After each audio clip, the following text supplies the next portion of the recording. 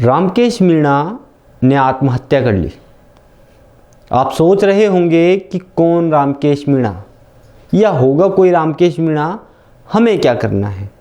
तो आपको बता दूं, राजस्थान में पिछले कई महीनों से रीट में धांधलीबाजी का मामला लगातार तूल पकड़ता जा रहा है।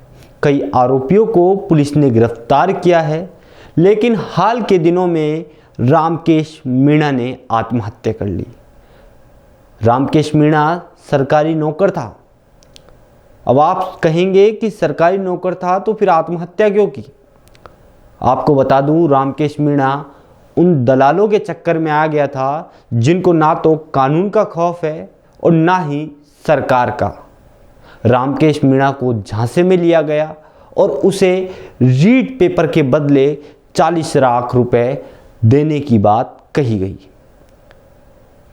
मार्केट से कर्जा उठाया और 40 लाख का बंदोबस्त करके उन दलालों को दिए। लेकिन जब मीडिया में खबर सामने आने लगी कि रीट का पेपर लीक हुआ है, तो रामकेश मीणा सख्ते में आ गया। उसने कहा कि मेरे पैसे 40 लाख डूब गए।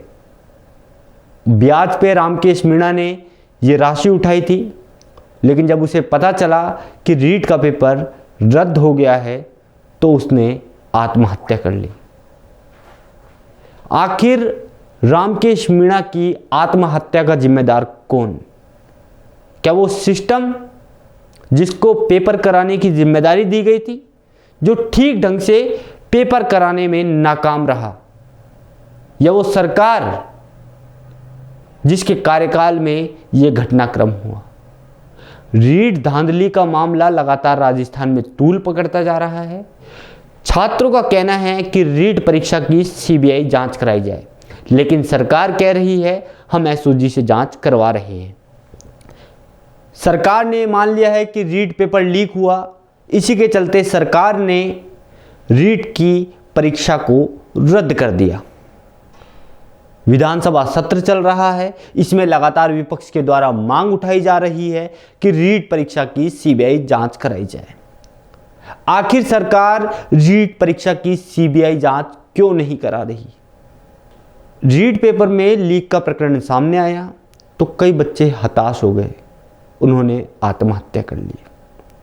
बड़ा सवाल अभी भी यही है कि आखिर इन आत्महत्या का जिम्मेदार कौन? क्या हमारा सिस्टम बिना नकल किए एक परीक्षा आयोजित कराने में सक्षम नहीं है?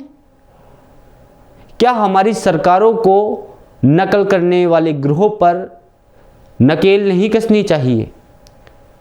क्या विधानसभा सत्र में यह कानून नहीं आना चाहिए कि जो भी नकलकर्ता पकड़ाया गया उसकी संपत्ति जब्त कर ली जाएगी और उस पर सख्त कदम उठाए जाएंगे? 2018 का घटनाक्रम है जब राजस्थान के मुख्यमंत्री अशोक गहलोत ने ये बात कही कि रीट में हम 31,000 पदों पर भर्तियां निकाल रहे हैं, लेकिन कोरोना की वजह से ये भर्तियां 2021 तक टलती रहीं।